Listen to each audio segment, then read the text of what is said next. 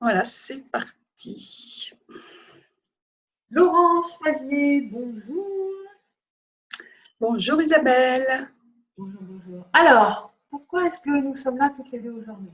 Tout simplement parce que j'ai ouvert une page Facebook, Agence Immédiat, IM Média, enfin IM Edia, ou Immédiat.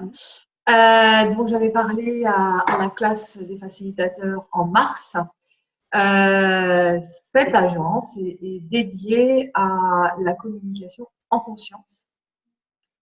Et elle l'a vu le jour aussi grâce à toi et grâce aux conversations qu'on a eues ensemble sur la communication et surtout sur l'action sur laquelle tu mets l'emphase sur tout ce qui est job. On va en parler, tu vas en parler un peu plus longuement. Donc la joie du business.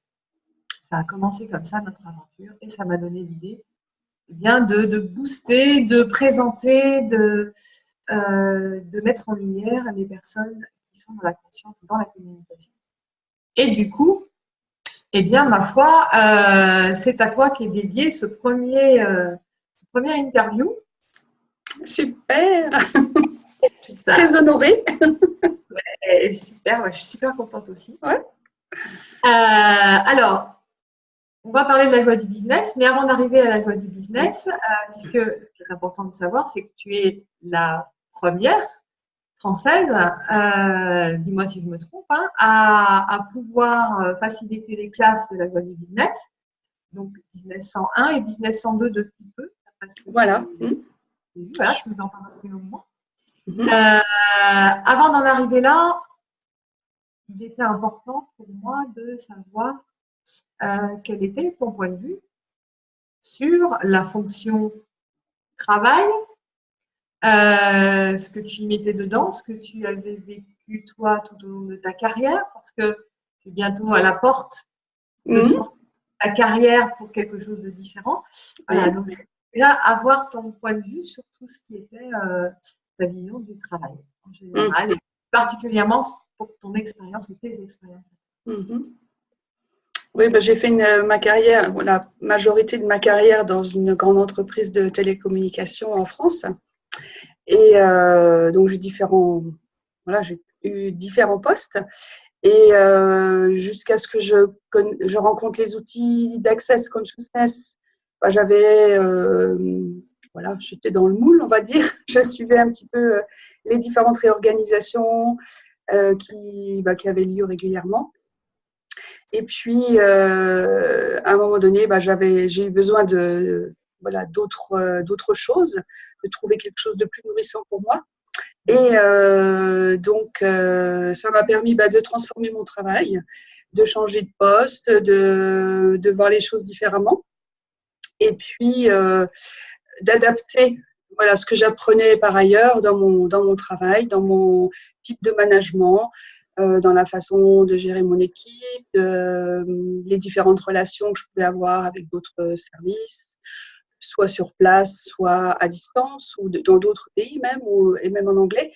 Donc, tout ça facilite la façon d'interagir avec les gens. Et puis, ça m'apporte beaucoup également dans le sens où je me sens plus disponible pour, quand je suis dans une réunion, par exemple, je suis vraiment dans la réunion. Je ne suis pas en train de penser ce que je n'ai pas encore fait ou ce que j'aurais dû faire. Mais vraiment, je suis bien à ce que je suis en train de faire. Et ça, c'est quelque chose de relativement nouveau par rapport à ce que j'aurais pu faire avant ou ce que je faisais avant. Et donc, de ce fait-là, ça change les relations avec les gens, en étant plus présent avec eux, les choses sont plus faciles aussi. Voilà. Okay. Et pour toi, la notion le mot travail, ça représentait quoi?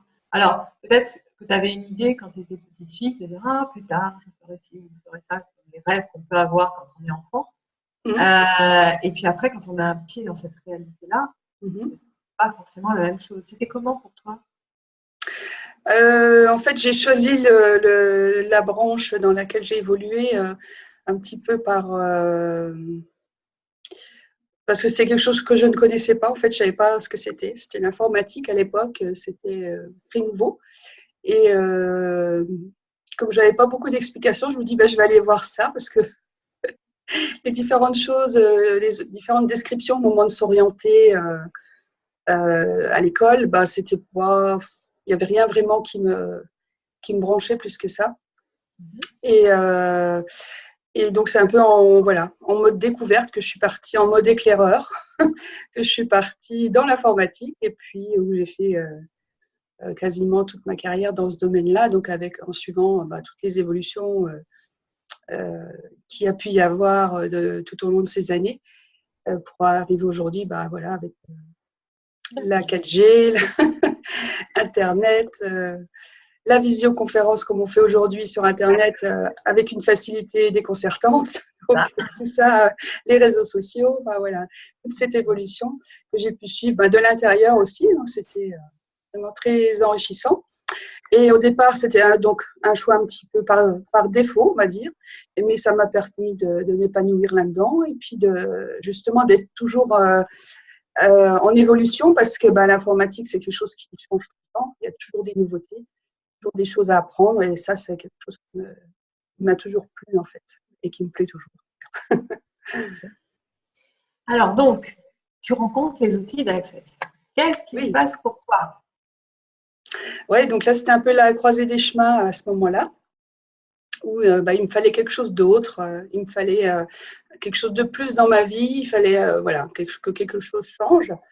Et voilà, j'étais un peu à me poser des questions sans connaître les outils d'Access. Voilà, le principal outil, c'est de poser des questions. Donc, sans connaître ça encore, j'étais là, qu'est-ce que je pourrais changer, surtout dans mon travail, qu'est-ce que je pourrais faire d'autre. Et j'ai poussé la porte d'un salon du bien-être et puis voilà, il y avait un stand Access de démonstration des bars. Et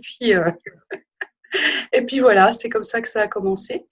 Et ça m'a permis de me former, de voir que ça pouvait être quelque chose que je pouvais ajouter à mon activité professionnelle. Et petit à petit, ça a pris de plus en plus de place. J'ai diminué mon temps de travail côté professionnel et puis augmenté mes activités chez Access. Je me suis formée à pas mal de choses. Je suis devenue facilitatrice certifiée. Et puis après, je me suis spécialisée dans l'aventure d'être soi, Being You, et puis la joie du business. Voilà. Alors on va y venir à la joie du business. Voilà, parce que à entendre ce mot, la joie du business, ça peut paraître complètement la joie, aïe, qu'est-ce qui se passe vraiment? Voilà. Alors, est-ce qu'on peut avoir de la joie dans son business? C'est deux mots contradictoires, en fait. Enfin, pour la plupart des gens, oui. Alors, qu'est-ce qui t'a attiré là-dedans et qu'est-ce qui fait que tu es devenue facilitatrice certifiée aussi? On dit certifiée aussi pour la joie du business? Certifiée joie du business. Qu'est-ce qui fait que tu as basculé et qu'aujourd'hui, tu facilites la joie du business? En fait, c'est le côté lien avec les entreprises qu'on pouvait construire. Parce qu'aujourd'hui, la joie du business, comme je disais, c'est deux termes assez antinomiques. Le business, c'est quelque chose de sérieux. Enfin, pour la plupart des gens, c'est costume, cravate, réunion, attaché caisse, planning, avec tout ce qui va avec. Et puis, aussi business plan, comptabilité. Enfin, voilà, il y a plein de mots qui peuvent amener beaucoup de lourdeur. Et en faisant connaissance avec Simone Milasas, donc la fondatrice de la Joie du Business, qui est aussi donc la coordonnatrice mondiale d'Access, en faisant sa connaissance, en lisant son livre aussi, ça m'a donné envie d'explorer ce domaine-là. Et puis, de fil en aiguille, ça s'est trouvé qu'il y a eu des formations qui se sont faites à Paris. Donc, comment ça devient encore mieux que ça avec, sans aller trop loin, pouvoir se former. Et puis, ça s'est fait vraiment naturellement. sans vraiment le planifier. Voilà, c'était léger pour moi à ce moment-là de suivre ces stages. Et puis, voilà, j'ai suivi mon envie jusqu'à donc cette certification, on va dire, voilà, qui me permet maintenant de voyager un petit peu partout pour animer ces stages.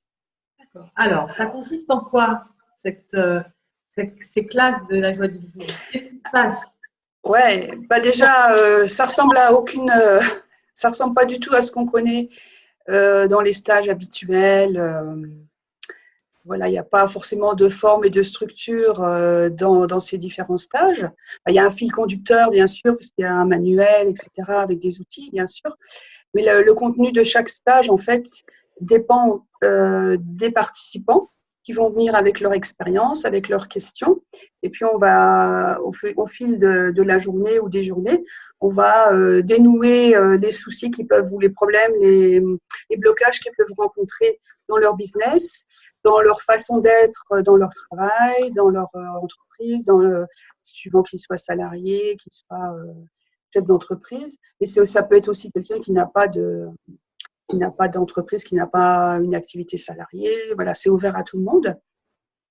Et donc, on découvre là-dedans des outils basés sur la méthode Access Consciousness et qui vont permettre de voir le business autrement. C'est le nom du premier module, en fait, où on va plutôt poser des questions sur comment on est dans le business, comment on réalise notre activité, quelles sont nos réactions, qu'est-ce qu'on aimerait bien changer là-dedans pour avoir plus de facilité. Et donc, il y a 2 stages. Le premier, Joie du business 101, donc le business autrement, qui est sur une journée, ouvert à tout le monde. Et le deuxième, donc Joie du business 102, avec pour prérequis le premier, Joie du business 101. 102 est sur 2 jours. Et là, on va encore plus loin donc, dans l'exploration de ce qu'on fait dans son business, dans son activité. On découvre des outils. Et puis, l'idée, c'est de vraiment partir des cas personnels des participants qui vont en fait servir à tous les autres, à tout le groupe. Et on avance comme ça, on dénoue des situations, des limitations, des blocages qui peuvent exister. Et ça ouvre d'autres perspectives, en fait, pour les participants, de ce qu'ils pourraient faire après pour expanser leur business et puis leur donner d'autres activités à ajouter aussi, d'autres orientations à prendre. Enfin, voilà, ça peut déboucher sur pas mal de choses. Et puis, il y a aussi des ateliers qu'on fait en soirée, où en 1h30, 2 heures, on va aborder un sujet particulier, de genre créer sa propre réalité financière, quels sont les 3 types de personnes qu'il faut avoir dans son équipe, qu'est-ce qu'il y a d'autre, 7 trucs faciles pour se faire de l'argent. Enfin, voilà, il y a des thèmes précis qu'on va, voilà, en une soirée, on peut faire un atelier là-dessus avec des petits exercices, des outils qui sont fournis aussi, et ça permet d'aborder voilà, le business sous un autre angle aussi, en plus raccourci, mais voilà, en ouvrant aussi d'autres perspectives. D'accord. Ça veut dire que si on a, par exemple, l'idée on se dit, j'en ai marre de mon job et j'ai vraiment envie de faire quelque chose, est-ce que ces classes, enfin, au moins cette première classe, permet de comprendre peut-être que dans nos choix, il y a une autre orientation à mettre en place, et en allant avec des outils, bien évidemment. On ne va pas aller trop loin là, parce que peut-être que les gens qui vont nous écouter ne connaissent pas les outils d'Access Consciousness. Je donnerai les informations à la fin, notamment. Donc, peut-être c'est une sorte de remise en question, du moins de remise à plat de là où on en est avec notre business, ou peut-être une idée de création de business, mais on n'a pas forcément les outils. Et à ce moment-là, la classe est là aussi, et du moins la personne qui est là pour faciliter est là pour nous accompagner et y voir bien évidemment plus clair dans nos choix, notre façon de voir les choses et notre façon d'avancer. C'est ça aussi? Oui, ça peut être ça aussi. Il y a un des exercices qu'on peut faire, enfin qu'on fait dans le premier stage, par exemple, c'est de rechercher quelles sont les activités qu'on a qui nous font vraiment plaisir quand on les fait. Alors, sans parler forcément d'un métier, hein, de regarder qu'est-ce qu'on aime bien faire dans notre vie, que ce soit un loisir, que ce soit déjà le métier qu'on exerce, peu importe, que ce soit cuisiner, faire du ski, enfin voilà, on ouvre tout. Et pour permettre à chaque participant de voir dans quoi il se sent vraiment très bien, le genre d'activité que chacun peut avoir, où il peut faire ça toute la journée sans voir le temps passer, tellement il est pris dans ce qu'il fait, tellement ça lui plaît. Et à partir de là, ça peut faire on pourrait dire comme une plateforme qui correspond à ce qu'on est quand on est vraiment bien à faire quelque chose qu'on apprécie de faire. Et à partir de là, ça ouvre des choses où chacun peut se dire, dans le métier que je fais actuellement ou dans le métier que j'aimerais faire, est-ce qu'il y a des choses que je peux changer? Qu'est-ce qu'il faudrait pour que j'ai cette passion-là, cette joie d'exercer, de faire telle activité? Qu'est-ce qu'il faudrait pour que je retrouve voilà, cette sensation-là de plaisir, de plénitude aussi, ça peut aller jusque-là, de légèreté, où pendant que je fais cette activité-là, je me sens tellement bien que voilà, rien ne peut arriver, je suis très concentrée là-dessus et je ne vois pas tout ce qui se passe autour. Et donc, qu'est-ce qu'il faudrait pour que j'ai ce genre de plaisir, ce genre de sensation dans mon travail? Et à partir de là, on part sur des questions et on peut, comme ça, petit à petit, aider chaque participant à voir ce qu'il pourrait faire ou ce qu'il pourrait changer, qu'est-ce qu'il pourrait ajouter, modifier dans ce qu'il fait actuellement. C'est un des exercices. D'accord. Et alors, avec ces outils que tu as, donc la joie du business, est-ce que tu as pu voir dans ton activité journalière des changements? Donc toi, évidemment, très certainement ta perception de ton travail, de ton activité et des gens qui t'entouraient, mais est-ce que dans l'autre sens, les gens qui t'entouraient, il s'est passé des choses pour eux aussi, du fait de ta perception différente?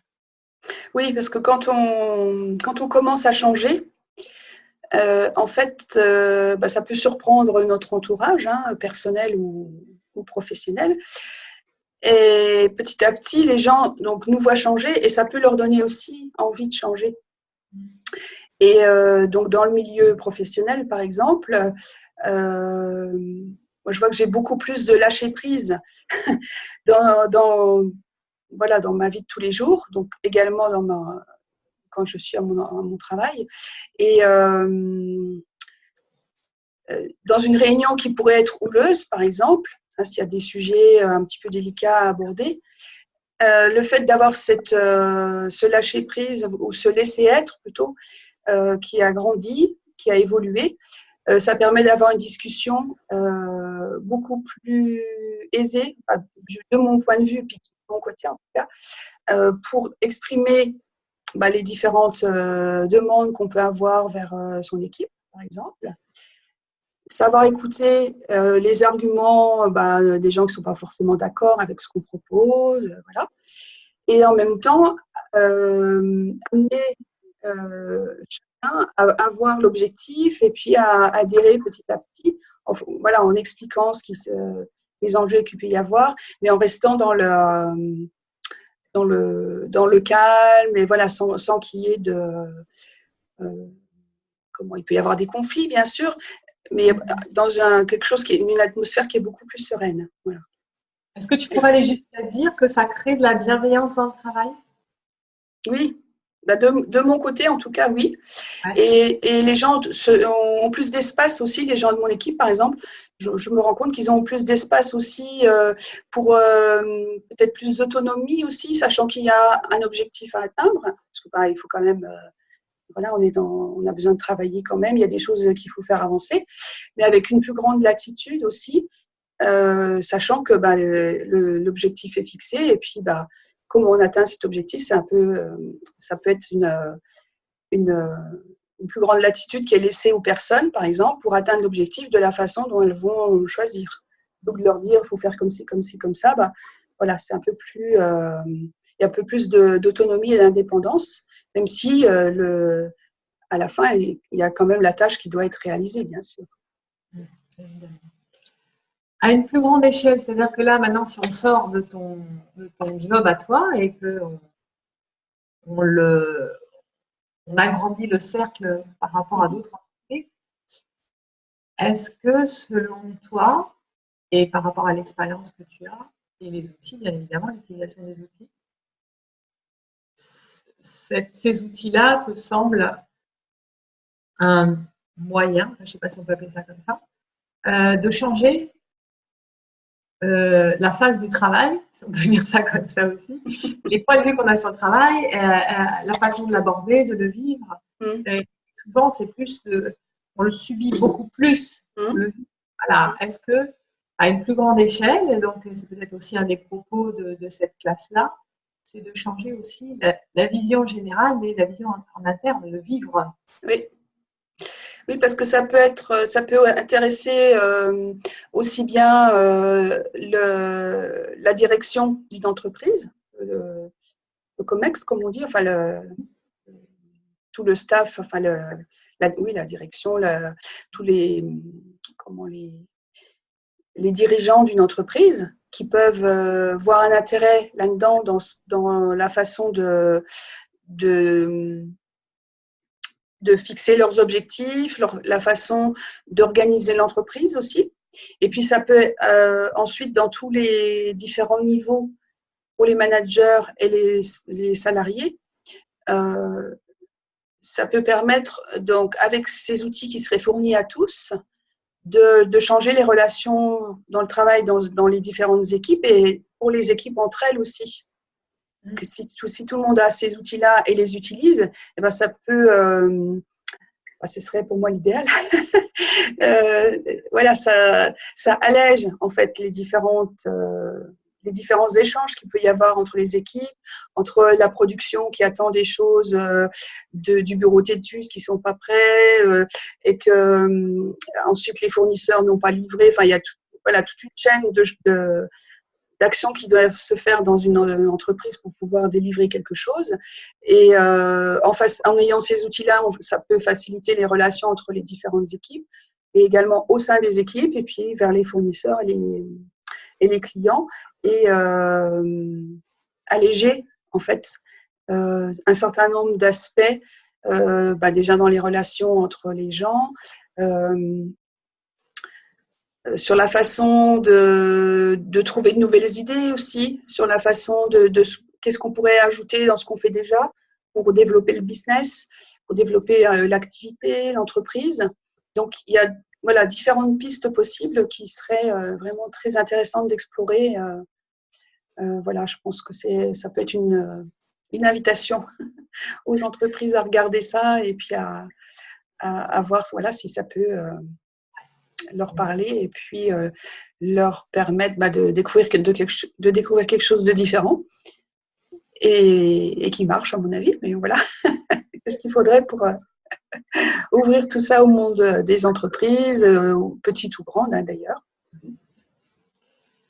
Alors, avec les outils et tout ce que tu as vécu là, bientôt, donc, tu vas arrêter ton activité principale. Oui. Sacrée, je suppose, à la Joie du Business, entre autres. Tu facilites également d'autres classes. Donc, est-ce que tu as pas des propositions, mais est-ce que tu as déjà des prévisions dans ce que tu vas faire, des classes bien évidemment, des idées aussi, peut-être que tu n'as pas eu tant que tu ne pouvais pas mettre en action tant que tu étais encore parler. Voilà, est-ce que tu peux nous en dire un petit peu plus sans forcément tout dévoiler, peut-être des choses. Oui. Donc donc là j'ai tout un planning de classe, de stage que je vais animer dans différentes villes de France et puis de Suisse et de Belgique. Pour le planning jusqu'à la fin de cette année, 2017 à peu près. Je vais même aller à La Réunion début 2018 aussi pour animer des stages. Et puis j'aimerais en parallèle entrer dans les entreprises. Donc j'ai quelques encarts publicitaires donc, qui sont prévus dans différentes revues internes de grosses sociétés et puis de différentes branches, enfin comment dire, différents domaines voilà, d'industrie. Et donc, à partir de là, j'aimerais voilà, développer ça et puis pouvoir proposer ces outils en entreprise et voilà, voir ce que ça donne et puis voir une évolution possible, quoi, et est une invitation à ça en tout cas. Alors, pour terminer, donc, il y a un livre, La joie du business, Joy of Business, qui a été écrit par Simone Milasas, qui est donc la créatrice de cette classe-là, qui est hors norme, on va dire. Voilà. Donc, ce livre, on le trouve sur Amazon. Sur le site d'Access Consciousness.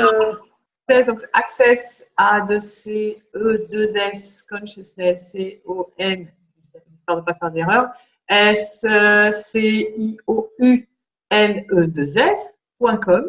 Voilà.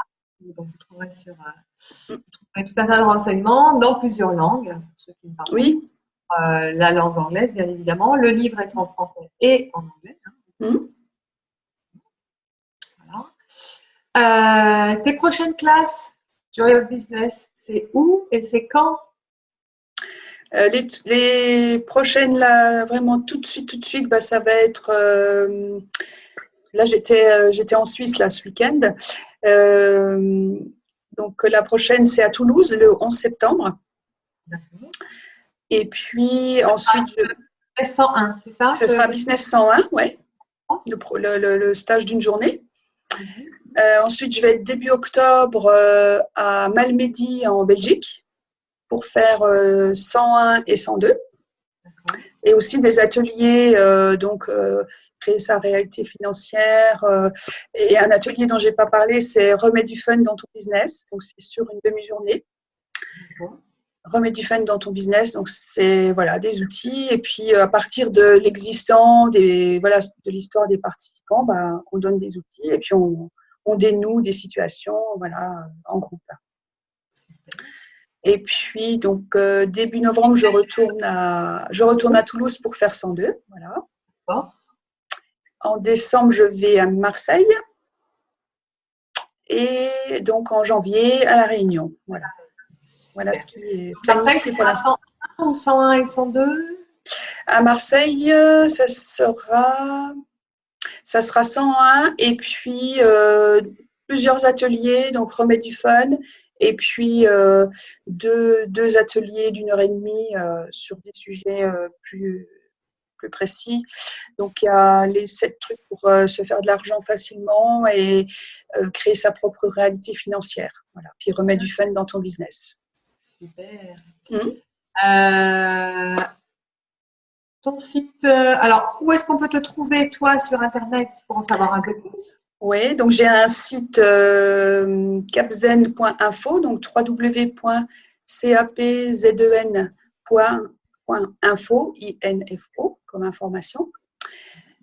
J'ai un espace sur le site officiel d'Access Consciousness. Donc, on peut me trouver sur www.accessconsciousness.com/Laurence Favier, tout attaché. Et aussi sur le site officiel de la joie du business. Donc là, c'est www.accessjoyofbusiness, tout attaché.com/Laurence Favier, tout attaché. Voilà. Et on retrouve mes dates de stage, une présentation, des vidéos, enfin voilà, toute l'actualité en ligne. Okay. Le mot de la fin, ce serait quoi pour toi? Et si vous testiez le business autrement et avez-vous envie de voir le business autrement, de remettre du fun, de la joie, du peps dans ce que vous faites, qu'est-ce que vous pourriez ajouter à votre vie actuellement, enfin par rapport à ce qu'elle est aujourd'hui, auquel vous n'avez pas encore pensé? Voilà. Eh bien voilà, la question est posée, donc voilà, quoi d'autre est possible? Merci Laurent. Merci Isabelle. Je suis très heureuse de cet échange. Pareillement, et puis j'espère que cette joie du business va vraiment devenir une grande joie et qu'elle va appeler d'autres personnes à venir découvrir cette classe à laquelle je participerai d'ailleurs à Toulouse. Super, tant mieux. Très contente de te retrouver là-bas. Merci, moi aussi. À bientôt. À bientôt. Merci. Au revoir.